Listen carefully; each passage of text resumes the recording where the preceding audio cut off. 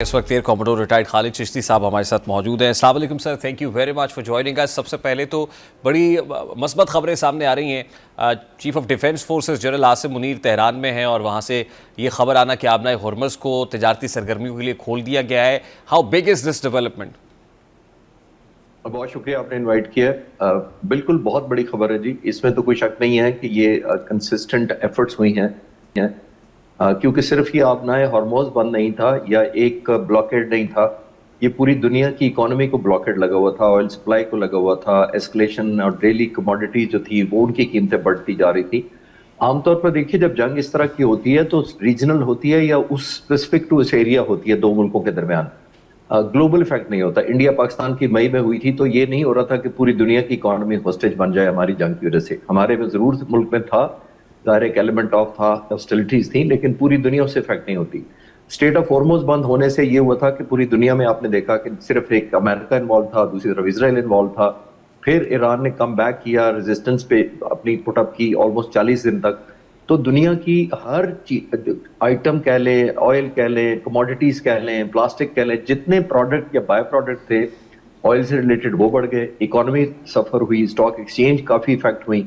तो I think ये बहुत पॉजिटिव खुशाइन बात भी है कि एक ग्लोबली एक रिलेटिवली एक पीस आएगा और अल्लाह करे पाकिस्तान की कोशिशें बराबर हों और ये परमानेंट सीज फायर कन्वर्ट होके इनटू एन एग्रीमेंट चला जाए तो बहुत अच्छा होगा हमारे इलाके।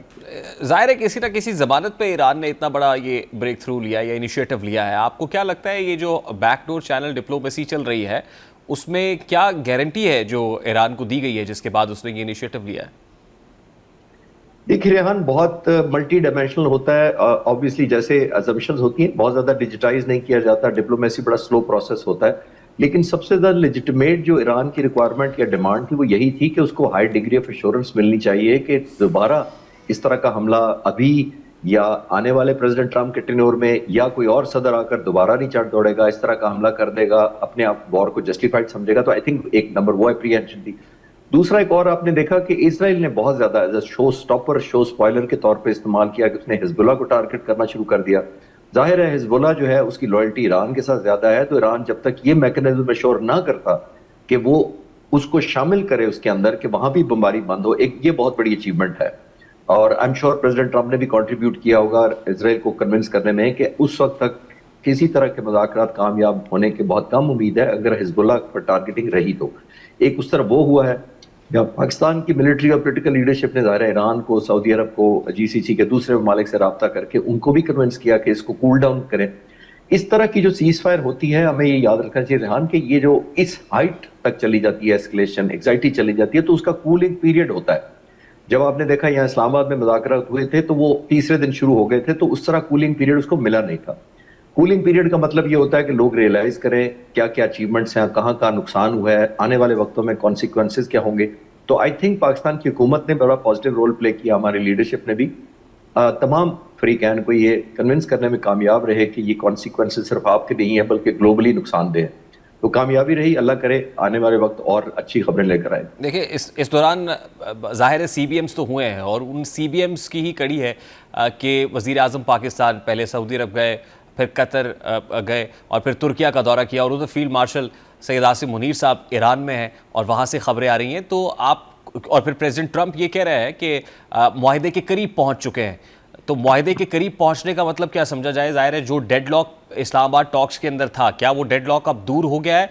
और फिर ईरान के जौहरी प्रोग्राम से मुतालिक जो कंसर्न्स थे क्या वो भी दूर कर दिए गए? देखिए जो पाकिस्तान में हुआ था मेरी मालूमात के मुताबिक बहुत ही करीब पहुंच चुके थे एग्रीमेंट के, और लास्ट मिनट कुछ ऐसी शराइत खासतौर पर इंक्लूड की गई जिसकी वजह से वो फिजल आउट हो गया और एक मैकेनिज्म तय करने पर इख्तलाफ था कि उसको कैसे अंडू किया जाएगा, स्पेशली जो न्यूक्लियर एनरिचमेंट है उसका क्या डिस्पोजल होगा, कोई ट्रस्टेड सोल्यूशन निकलना चाहिए। ईरान की ज़ाहिर ख्वाहिश ये थी कि उन्होंने एक न्यू फाउंड रिलेवेंस गेन की है, स्टेट ऑफ हॉर्मोज बंद किया है, 40 दिन तक इतनी डिस्ट्रक्शन करवाई है। वो चाहते थे कि हमें एक something which should look like a victory वो मिलना चाहिए। अमरीकी दूसरी तरफ से आपने देखा वो सुपर पावर हैं, बैक्ड बाय इजराइल, उनको भी ये चाहिए था कि उनको ऐसी फेस सेविंग मिले जिसके अंदर वो कह सके अपने लोगों को कि ये हॉस्टिलिटीज थे, इसका टेक होम ये है कि ईरान डीन्यूक्लियराइज हो गया है, या military hardware specially missile technology जिसके पीछे इजराइल बहुत अरसे से है उसको अंडू करने में इजराइल की बहुत ख्वाहिश थी। कि इजराइल का ख्याल ये है کہ اگر نیوکلیئر ہو بھی جائے جب تک ایران کے پاس ایک ریلائبل ڈیلیوری میکنزم نہیں ہوگا in the form of cruise ballistic hypersonic missiles تو اس کیپیبلٹی کا فائدہ نہیں ہوگا. تو اسرائیل ٹارگٹ بنیادی طور پر کر رہا تھا میزائلوں کو کہ اس کو انفولڈ ہونا چاہیے اور انڈو ہونا چاہیے, لیکن آئی تھنک اس کنسنسس کو آلموسٹ فائنل شکل اب دی گئی ہے. بہت قریب پاکستان ان کو لے آیا تھا مذاکرات پہ جو اسلام آباد میں تھے. انفارچونیٹلی پھر ہوتا یہ ایسے مذاکرات میں کہ اپنی اپنی حکومتوں کے پاس جا کے ریویو کیا جاتا ہے, گراؤنڈ ریئلٹی کا چیک کیا جاتا ہے, ایکسپیکٹیشن کو ری وزٹ کیا جاتا ہے, جو کہ اب ہوا ہے. میرا خیال ہے اب یہ پائیدار امن کی طرف جا رہا ہوگا, کیونکہ اتنے بڑے اعلانات پریزیڈنٹ ٹرمپ جس طرح کر رہے ہیں کہ میں پاکستان آنے کو بھی تیار ہوں, اور انہوں نے یہ کہا کہ اسٹارٹ اپ ہارموز تھینک یو بھی کر دیا ایران کو. تو آئی تھنک یہ پازیٹیو جس کو کہتے ہیں ہوا چلی ہے, تو I hope and pray and we all hope یہ کنٹینیو رہے. بالکل صحیح. اب اسلام آباد ٹاکس میں امریکہ اور ایران تو میز پہ بیٹھے ہوئے تھے, لیکن اسرائیل جو اسپوائلر کا رول پلے کرتا ہے, پہلے بھی کرتا رہا ہے, اور اب بھی ہم نے دیکھا کہ لبنان پر فائر کھولے گئے. لبنان کے حوالے سے بھی اچھی خبر سامنے آئی, اور اسرائیل کیا ان سٹیک ہولڈرز کو بھی آن بورڈ لیا گیا ہوگا, اور ان کے حوالے سے بھی کوئی گارنٹر موجود ہوگا اس سارے پروسیس میں؟ دیکھیے ریحان, میرا خیال ہے پریزیڈنٹ ٹرمپ نے اب چوائس کرنا ہی کرنا تھا. ان کے پاس آپشنز کم ہوتی جا رہی تھی کہ آیا وہ صرف اسرائیل کی لائن ٹو کریں گے اور اپنا جو سیاسی قد ہے یا سیاسی ان کا کیریئر ہے اس کو داؤ پر لگا دیں گے. کیونکہ امریکہ میں بھی اٹسیلف میں ٹچ ہوں کافی پاکستانی امریکن کے ساتھ وہاں بھی, اور وہاں بھی ایک ایلیمنٹ آف فرسٹریشن لوگوں کے ذہن میں تھا کہ پریزیڈنٹ ٹرمپ نیتن یاہو کی بہت زیادہ لائن ٹو کر رہے ہیں at the cost of American interest. باقی تو چھوڑ دیں کہ باقی ملکوں کی انٹرسٹ ہے, ان امریکنز کو یہ محسوس ہونا شروع ہوا ہے کہ پریزیڈنٹ ٹرمپ جو ہے وہ بنیادی طور پر اتنا آگے چلے گئے ہیں نیتن یاہو کی حمایت میں کہ اپنی کانسٹیچوئنسی لوز کر رہے ہیں. پھر میں نے یہ بھی جانا ہے کہ وہاں پہ ریپبلک لیڈرشپ نے پریزیڈنٹ ٹرمپ کو کہا ہے کہ آپ تو آخری 1.5 2 سال 2.5 سال حکومت کر کے چلے جائیں گے, لیکن آنے والے وقتوں میں ریپبلکن پارٹی کے لیے اس جنگ کو ڈیفینڈ کرنا اور ڈیموکریٹس کو سامنا کرنا بہت مشکل ہوگا.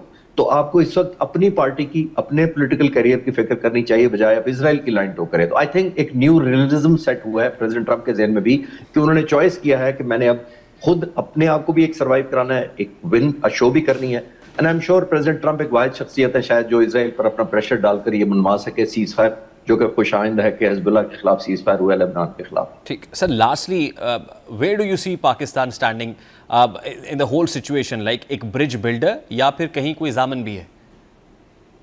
دیکھیے ریحان, عام طور پر جب فیسیلیٹیشن ہوتی ہے, جنیوا میں ہوتی ہے, بہت سارے ملکوں میں ہوتی ہے, تو وہ موسٹلی ایڈمنسٹریٹو, ہاؤسنگ, لاجسٹک اور اوور آل ایک ایڈمنسٹریٹو اور مینجمنٹ سپورٹ ہوتی ہے. لیکن پاکستان کی حکومت نے, ہماری لیڈرشپ نے بڑا پرو ایکٹیو ڈپلومیسی کی ہے. پرو ایکٹیو ڈپلومیسی کے لیے آپ کو نہ صرف سکل چاہیے, بڑی پیشنس چاہیے, اور سب سے زیادہ ان فریقین جو لڑ رہے ہوتے ہیں ان کے درمیان کریڈیبلٹی آپ کو ارن کرنی ہوتی ہے, ایک ریلیونس آپ کو گین کر دیا, آپ کی ایک اسٹیچر ہونا چاہیے ان کی نظر میں, ایک ٹرسٹ کا بانڈیج ہونا چاہیے, اور ان سارے فریقین کو یہ اعتماد ہونا چاہیے کہ آپ ایک کا انٹرسٹ کا خیال کرتے کرتے دوسرے کے انٹرسٹ کو قربان نہیں کریں گے.